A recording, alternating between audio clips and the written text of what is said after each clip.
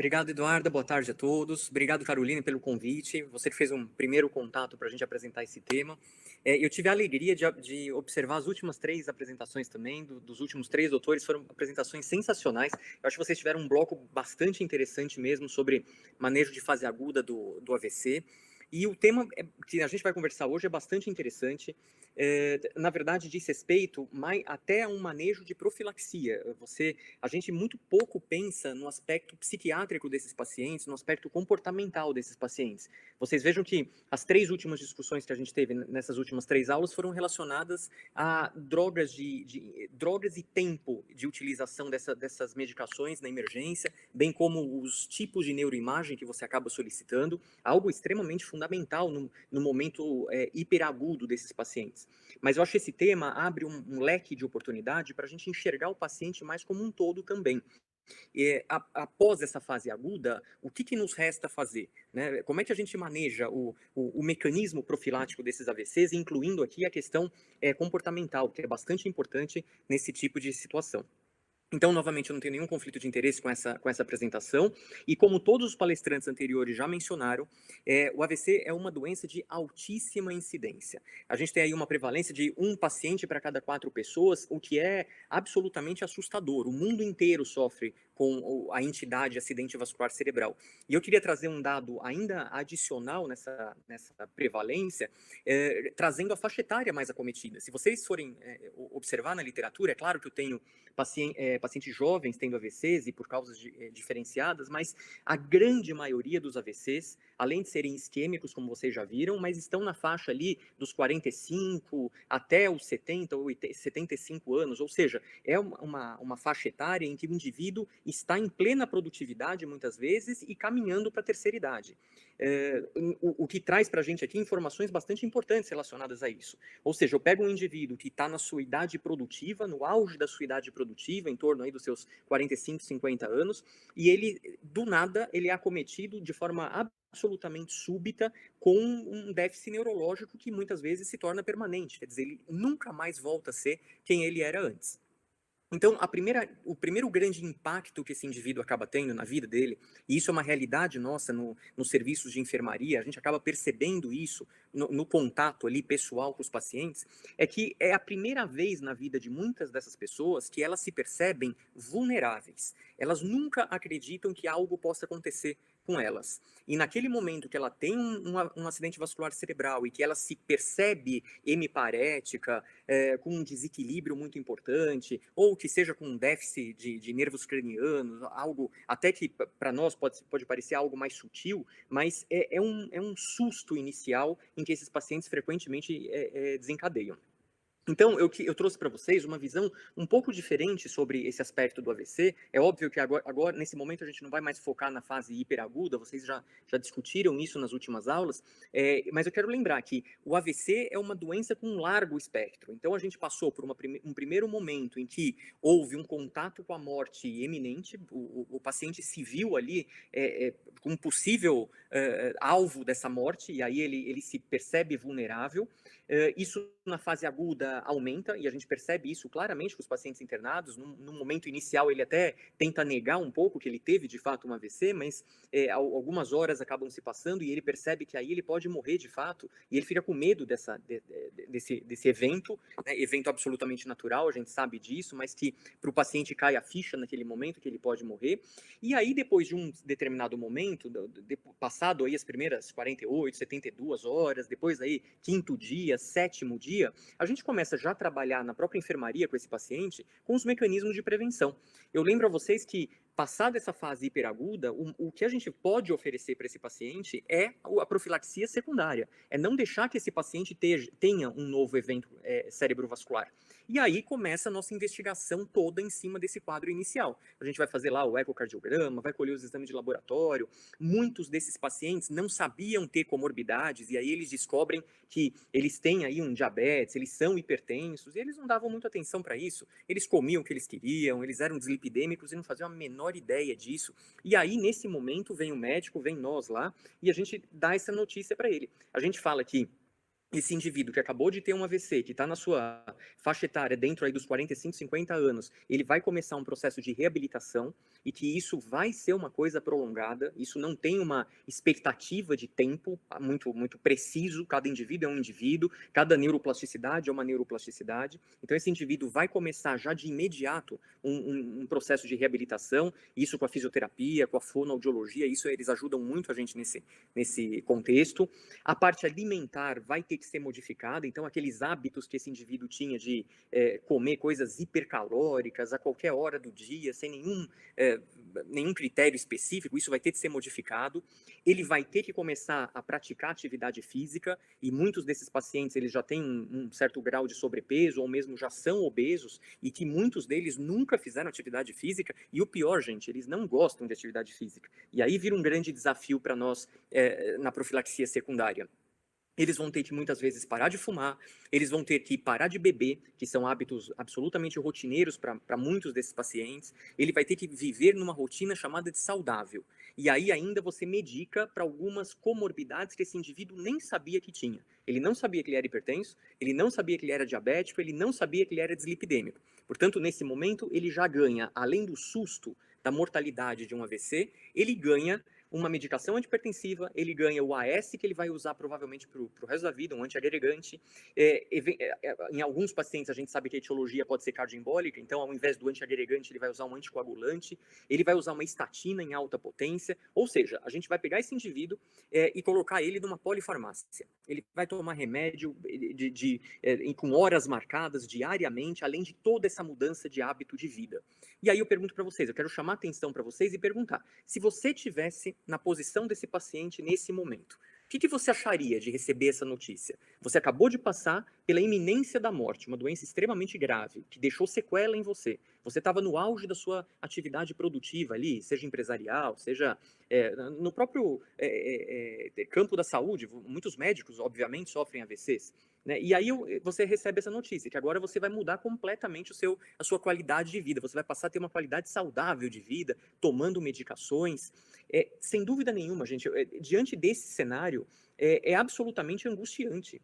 Não resta a menor dúvida, nós somos seres humanos e a gente percebe essa carga que traz essas informações por trás de tudo isso. E aí, hoje em dia, ainda a gente tem a disponibilidade nas nossas mãos uma ferramenta chamada Google.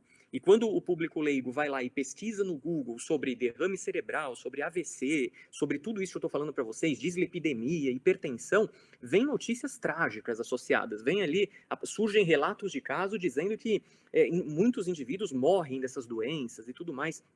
Ou seja, o cenário que fica para a gente é absolutamente angustiante. E é isso que o paciente traz para a gente. Ele traz um impacto neuropsiquiátrico muito importante. Eu trouxe aqui uma estatística europeia e norte-americana mostrando que um terço desses pacientes tem um importante impacto psiquiátrico com manifestações clínicas sobre isso. E eu vou dizer para vocês, eu acho que esse número é subdimensionado, eu acho que a gente tem um impacto muito maior.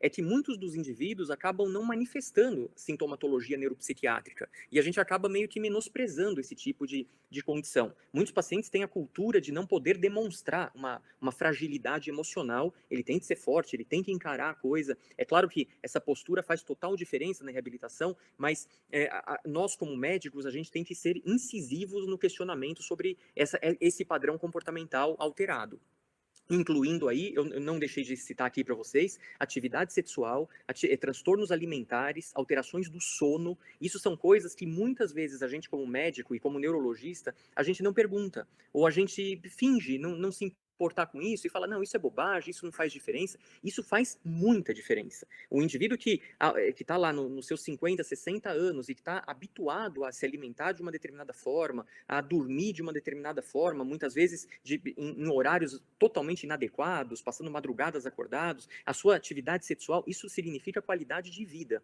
E a gente precisa sim questionar esses pacientes para fazer uma triagem adequada e tratar essas comorbidades, porque isso melhora o prognóstico do AVC, isso melhora a reabilitação, isso dá mais condição para esse indivíduo voltar para muito próximo do que ele tinha antes de sofrer um evento cerebrovascular.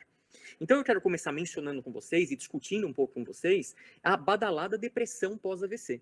né? Essa depressão pós-AVC, os trabalhos variam muito em termos de prevalência, então 5 a 84% dos pacientes pós-AVC acabam tendo manifestações clínicas de depressão. Mas essa é uma epidemiologia que varia muito, né? Se você pegar um índice aí, uma prevalência de 5 a 84%, é porque os estudos não têm a menor ideia, de fato, de quanto realmente que acabam evoluindo com depressão. Eu acho que esse número de 25 a 40% é um número bastante real, é um número bem próximo do que a gente pode imaginar com esses pacientes. E o que a gente tem que questionar? O que esses pacientes frequentemente manifestam? Humor deprimido, perda de peso, anedonia, insônia ou hipersonia, quer dizer, as alterações do sono são muito clássicas com esses pacientes, quer dizer, eles começam a inverter o ciclo vigília-sono, e quando você interroga esses pacientes, eles falam que eles estão muito ansiosos, então eles vão dormir, eles ficam na cama ali, que eles não conseguem pegar no sono, imaginando que possam ser vítima de um novo acidente vascular cerebral e que possa ser letal e que não dê chance de recuperação. Ideações suicidas, a gente consegue observar nitidamente em muitos desses pacientes, dificuldade de concentração, agitação ou mesmo lentificação psicomotora. E aí, eu acho que a clínica aqui, para a gente, acaba sendo muito mais clara do que a própria fisiopatologia. Quando você tenta encaixar esse indivíduo que sofreu um AVC na fisiopatologia desse quadro depressivo, a gente não encontra uma identificação muito clara, um curso muito natural da doença, e isso sendo descrito na literatura. Ou seja, a gente não sabe exatamente o que está por trás disso. O que os trabalhos mostram para a gente é que quando você tem um indivíduo que já tenha um background comportamental com tendência depressiva, ou seja, ele já tem alguma doença psiquiátrica, ele já tem um quadro depressivo prévio, ele é muito ansioso, ele é muito pessimista com as condições de vida, portanto, todo problema para esse indivíduo acaba sendo um enorme problema de fato, porque ele sempre acha que não vai dar certo. Quando esses indivíduos têm muito pouca atividade social, ou seja, eles saem pouco com os amigos, pouca relação interpessoal, isso é um fator de pior prognóstico nesse cenário de um AVC. É claro que algumas questões imunológicas, uma genética imunológica, assim como atividade inflamatória, autorreatividade do próprio sistema imunológico, isso predispõe a você fazer quadros com alteração comportamental. Aí esse indivíduo que já tem esse background, que já tem essas alterações genéticas, portanto ele é um indivíduo com mutações específicas que a gente ainda não conhece exatamente, ele sofre um AVC, ele tem todo um cenário propício a desenvolver um quadro psiquiátrico. E aí esse cenário, sem dúvida nenhuma, começa com alteração de neurotransmissão. Então, esse indivíduo claramente tem uma redução de produção de noradrenalina, de serotonina, de dopamina, bem como ele tem aumento de alguns hormônios do estresse. O ACTH, por exemplo, e o próprio cortisol, eles estão muito aumentados nessas condições de lesão vascular, assim como vocês já sabem, em qualquer quadro de doença sistêmica, a gente tem um aumento do cortisol sérico e ele acaba, de certa forma, prejudicando a nossa neurogênese, a nossa neuroplasticidade, portanto, a própria recuperação que esse indivíduo com AVC acabou tendo.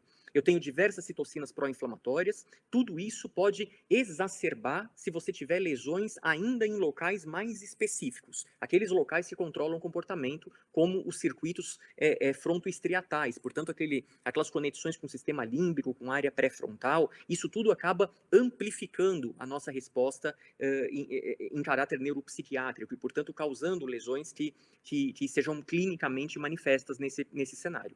Ou seja, a depressão, como vocês podem ver, tem uma fisiopatologia bastante desconhecida, mas que na prática a gente acaba identificando em muitos desses pacientes. Diversos autores tentaram trazer essa correlação entre lesão em área específica e atividade depressiva ou sintomas neuropsiquiátricos, e a gente não tem uma clareza em relação a isso. Ou seja, qualquer área cerebral que seja acometida por um acidente vascular cerebral, seja ele isquêmico, seja ele hemorrágico, predispõe o indivíduo a ter algum impacto neuropsiquiátrico. Então isso é algo bastante importante.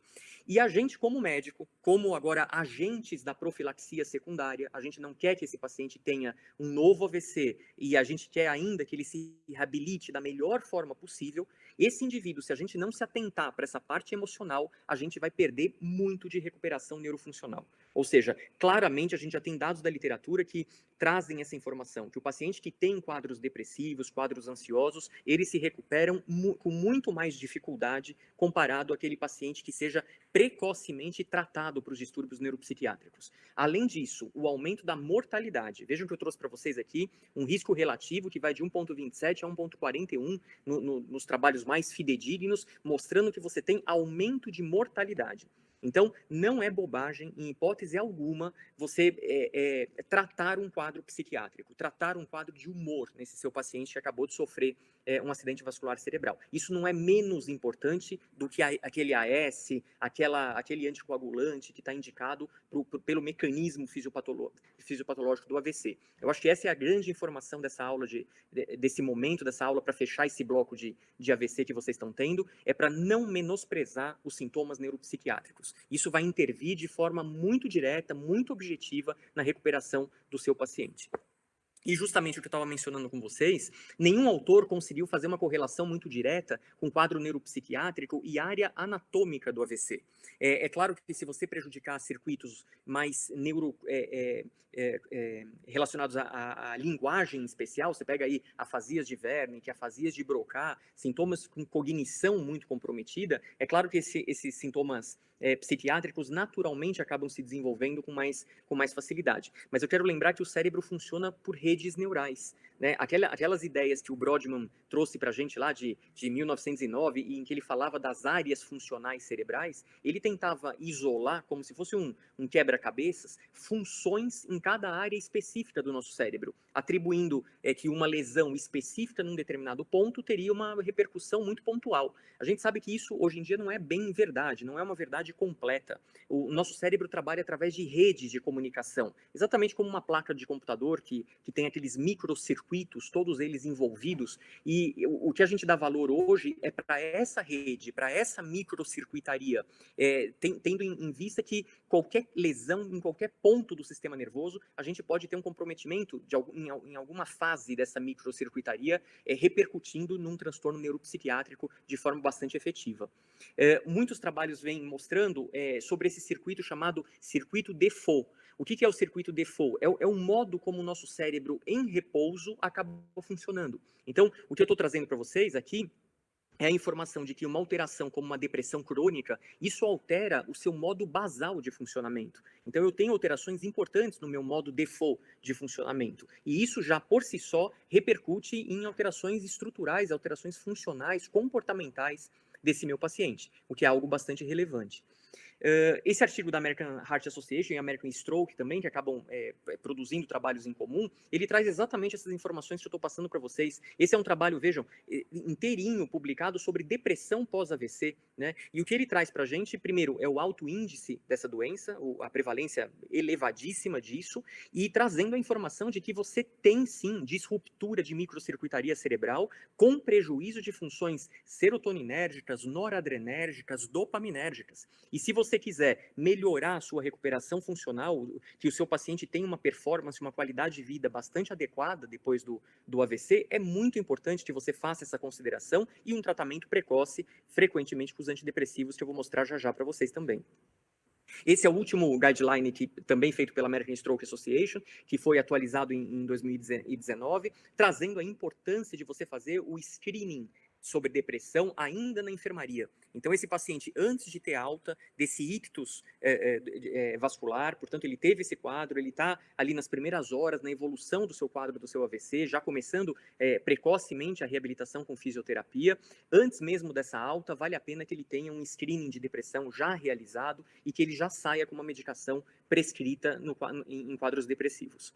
Esse é um estudo nacional, é um estudo brasileiro nosso, a gente tem que ter sempre muito orgulho desses estudos, porque a gente sabe como no Brasil é difícil você coletar dados, você juntar amostras que sejam clinicamente, que sejam estatisticamente significativas. Aqui o professor Nitrini trouxe um trabalho feito por um grupo em Sorocaba, 93 pacientes, um outro estudo com 260, 73, mostrando então o tempo pós-AVC, em que esses pacientes acabam manifestando os quadros depressivos. Vejam que esse tempo é absolutamente variável. Eu posso ter um tempo tanto no momento hiperagudo, como no momento muito tardio, até um ano, 2 anos depois do próprio quadro de AVC. O que traz traz a informação de que a gente precisa ficar revendo esses pacientes, né? Utilizando essas ferramentas que a gente já tem aqui, como a escala de depressão de Beck, a escala de Hamilton, a gente precisa sempre ficar questionando esse paciente. Não se esqueçam dos transtornos sexuais, dos transtornos alimentares, isso deve ser interrogado sempre que você estiver diante desses quadros possivelmente depressivos.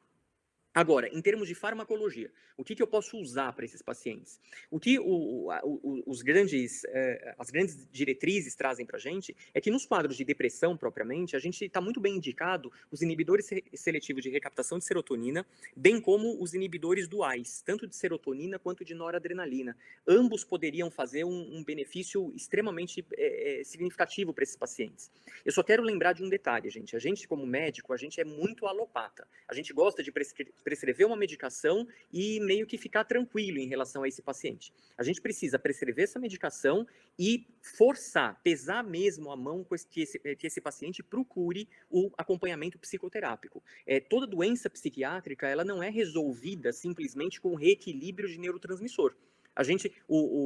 Um braço do tratamento acaba sendo farmacológico, mas vocês não devem esquecer que o mecanismo de reensinamento cerebral, de reajuste comportamental, ele deve ser feito com psicoterapia, muitas vezes naquela forma cognitivo-comportamental. Então, a gente sabe da dificuldade na prática de se conseguir psicoterapeutas, psicólogos que façam esse acompanhamento, mas a gente deve insistir com esse paciente que ele procure, além da farmacologia, uma ajuda também de um profissional da área da psicologia, ou mesmo da psiquiatria que se predispõe a fazer esse tipo de reabilitação.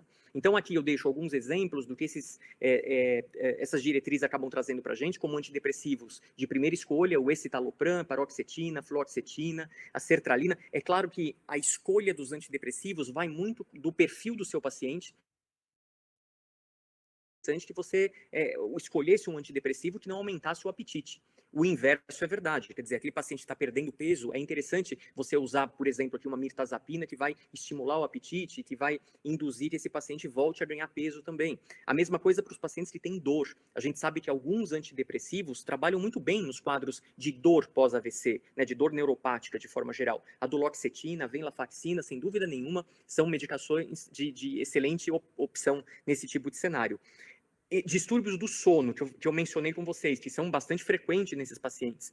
Eu lembro que a trazodona acaba sendo uma opção bastante interessante também, se você quiser melhorar o padrão de sono para esses pacientes. E aí uma pergunta que a gente acaba fazendo nesse cenário. Bom, tá bom, eu sei que o paciente teve um AVC, eu sei que ele desenvolveu um quadro depressivo, mas a pergunta que fica, eu usar antidepressivo, eu vou melhorar, de fato, a neurotransmissão desse paciente? Eu vou melhorar a capacidade desse paciente se readaptar? Vai. Tanto vai que isso está provado por estudos de ressonância funcional. Notem que aqui você tem, durante a depressão, alguns pontos de alterações estruturais, aqui embaixo alguns pontos de alterações funcionais, e depois que você usa o antidepressivo, melhora significativamente as neuroimagens, mostrando que você melhorou a rede conectiva desse paciente. Quer dizer, o antidepressivo, bem como a psicoterapia, eles ajudaram de forma bem concreta, tanto estrutural quanto funcional, na reabilitação desses pacientes. Uma outra situação que eu queria lembrar para vocês é a situação de ansiedade, né? O quadro ansioso, a gente sabe que é diferente dos quadros depressivos, mas que incomodam de forma bastante importante esses pacientes. E aqui eu lembro para vocês que a paroxetina e a buspirona são duas opções bastante interessantes, além do uso dos benzodiazepínicos, além do uso dos antidepressivos tricíclicos, muitas vezes. É claro que, de novo, aqui vai do perfil do seu paciente. E para indução do sono, eu lembro que você tem uma linha de medicações chamada de ZES. Então, você pode usar o Zolpidem, a exopiclona, que a gente acaba usando bastante nos ambulatórios, quando a queixa de sono é bastante importante, principalmente uma queixa de iniciar o sono. Por isso que a anamnese aqui é fundamental para você saber em que ponto atuar do sono do seu paciente. Se o problema é na iniciação, é na manutenção do sono, é na interrupção do sono, isso é bastante importante para você indicar essa farmacoterapia mais adequada. O transtorno do estresse pós-traumático é algo que a gente vem cada vez mais notando também nos nossos pacientes.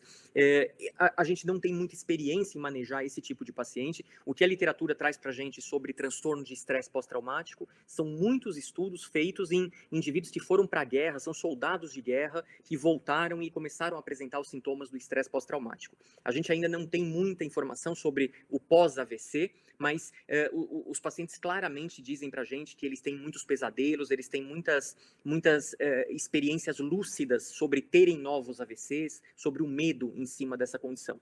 E aí, como a gente não tem muita experiência ainda na questão fisiopatológica, o que a gente tem são exames de neuroimagem que acabam sugerindo para a gente que esses pacientes com transtorno de estresse pós-traumáticos acabariam tendo um mecanismo de upregulation de receptor glutamatérgico, né, do tipo metabotrópico 5, e aí algumas drogas poderiam ser eficazes nesses contextos, como os antipsicóticos, os próprios anticonvulsivantes, as drogas ansiolíticas acabariam ajudando nesse cenário. E aí uma outra situação que eu queria lembrar para vocês também são os pacientes que se tornam apáticos, né? Curiosamente, a gente tem muitos indivíduos que têm apatia pós-AVC. É aquele indivíduo que ele era engajado socialmente, ele era sempre o organizador das festas, o participador ali junto com os amigos e tal, e de repente esse paciente acaba ficando absolutamente inexpressivo, incapaz de fornecer uma opinião, de tentar manter uma conversa, parece sempre que ele está num mundo meio desligado, ele se torna nitidamente alterado. O que a gente acha é que isso tem uma correlação muito importante com o drive dopaminérgico, né? A gente lembra que essas estruturas aqui mais frontais, quando eu pego a área pré-frontal, eu divido na orbitofrontal, na ventromedial, na dorsolateral, e a gente acha que esses indivíduos podem ter o AVC criou algum mecanismo lesivo ao drive dopaminérgico. E na hora que eu começo a melhorar esse drive dopaminérgico, com, por exemplo, metilfenidato, bupropiona, o próprio zolpidem, tem alguns relatos que atuariam de forma um pouco mais efetiva nas condições de apatia. Mas, de novo, são situações que a gente tem muito pouca experiência ainda, a gente conhece pouco sobre o manejo clínico nesse cenário. Notem aqui que eu quero destacar com vocês e que isso seja algo para vocês levarem dessa aula.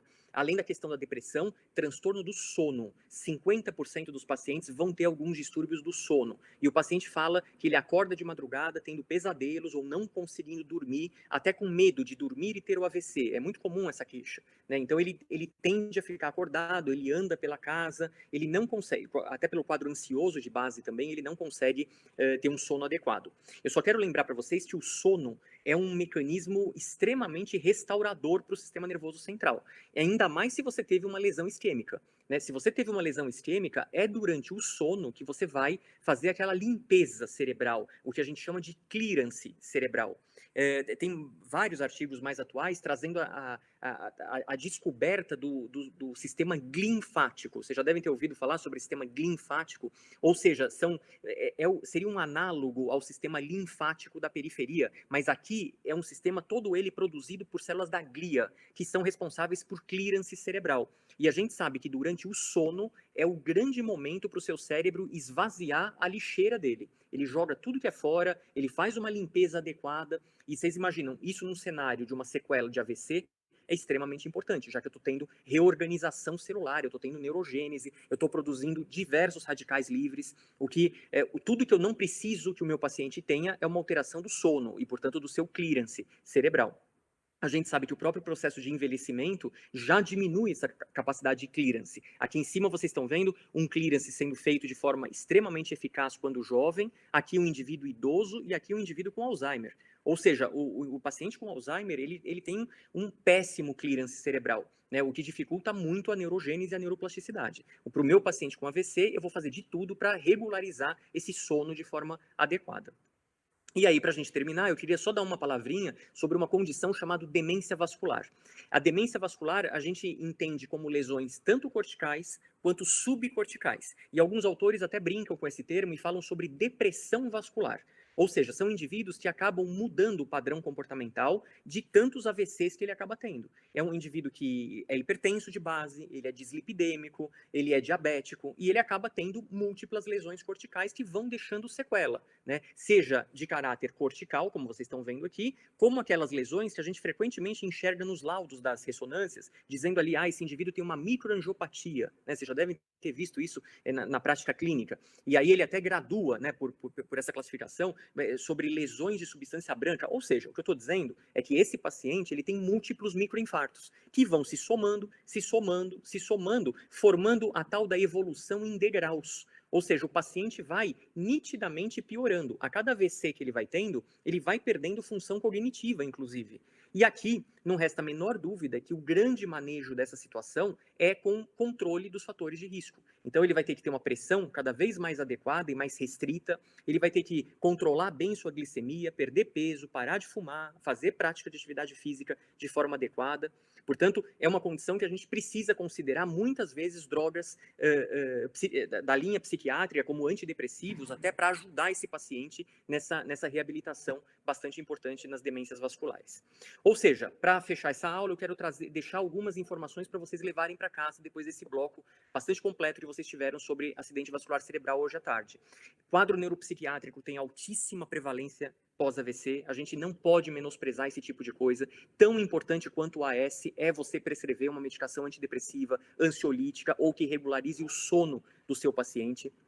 A gente sabe que os AVCs danificam a microcircuitaria cerebral, então não tem aquela história de você falar, ele teve um AVC muito pequenininho, numa região ali no subcapsular ou subcortical, que não vai ter repercussão. Gente, eu acabei de falar para vocês que a gente funciona por redes neuronais. Então, qualquer tipo de lesão, seja em substância branca, em substância cinzenta, você pode ter prejuízo de microcircuitaria cerebral, o que pode comprometer o padrão comportamental de humor, de ansiedade e assim por diante.